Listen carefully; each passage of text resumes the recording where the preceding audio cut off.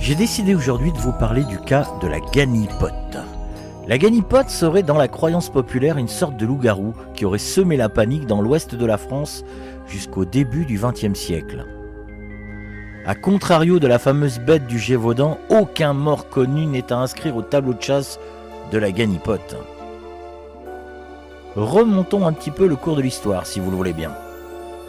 Nous sommes en août 1939 et quelques journaux parisiens parleront d'un fait divers qui se serait produit dans un petit village de Vendée, Cougou.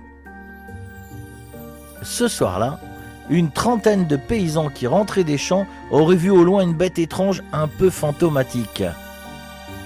Un journaliste du quotidien Le Matin avait écrit à l'époque dans son article « Sur le chemin, un fantôme appelé en patois du pays ganipote se présenta devant leurs yeux, sautant, dansant et caracolant. » Un autre journaliste du journal L'Œuvre avait quant à lui précisé « Cette bête est un quadrupède mesurant environ 1,80 m, couvert d'une robe à longs poils blancs. » Alors dites-moi, quel est donc cet animal ? Certaines personnes auraient évoqué à l'époque que c'était une farce bien ficelée, menée de bout en bout pour faire peur à des ouvriers un peu naïfs, persuadés d'avoir vu et bien vu une ganipote. Cette créature, qui ressemblerait fortement à un loup-garou, appartient depuis très longtemps à la croyance populaire de l'ouest de la France. Fortement ancrée en Vendée, en Charente, Charente-Maritime et même dans le nord de la Gironde. On en retrouvera la trace dans les livres d'histoire régionale dès le milieu du XIXe siècle. Écrivain et faisant partie de l'élite saintongeaise, Pierre Joannin fut l'un des premiers à évoquer cet animal dans son dictionnaire du patois saintongais, paru en 1869. Il écrira dans son dictionnaire comme définition à la ganipote « Ce sont des sorciers qui se changent en chiens blancs la nuit pour faire peur et mal. » Les croyances populaires rapporteraient que cette ganipote, qui ne rôderait que la nuit, attaquerait les pauvres gens sur les chemins en s'accrochant à leur dos et en les étranglant. Didier Catineau, qui est décédé en 2022, était un journaliste écrivain spécialiste du pays saintongais. Et il écrira dans un de ses livres « Lorsque les érudits en parlent pour la première fois dans leurs livres, cela signifie que cette mythologie appartient à l'imaginaire populaire depuis au moins 200 ou 300 ans. Et que selon les coins, la bête se transforme en chien, loup, lièvre ou mouton. »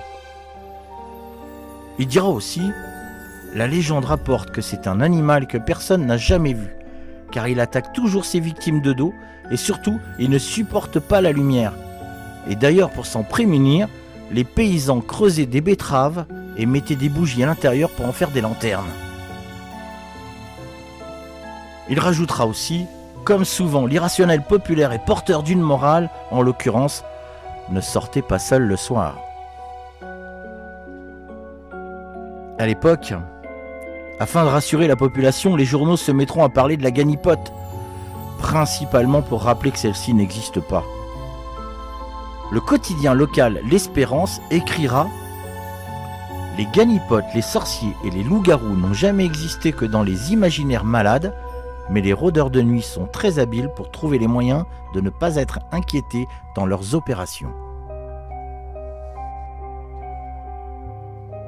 Une dizaine d'années plus tard, plus exactement le 20 février 1874, un autre journal, Le Conservateur, ira encore plus loin en écrivant « Si l'idiot personnage qui a joué au fantôme avait reçu quelques grains de plomb dans le derrière, cela l'aurait assurément guéri de ne pas recommencer une farce aussi stupide. »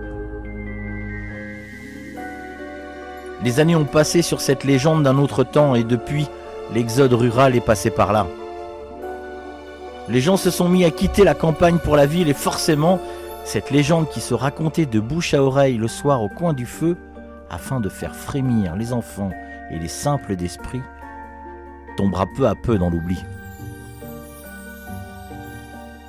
J'apporterai à cette histoire une conclusion des plus personnelles. Se faire attaquer au 19e siècle sur un chemin désert de campagne à la nuit tombée par une galipote, ou bien se faire attaquer de nos jours à la nuit tombée en pleine ville dans une rue déserte par un petit malfrat, en y regardant de plus près, vous avouerez franchement que la différence est des plus infimes.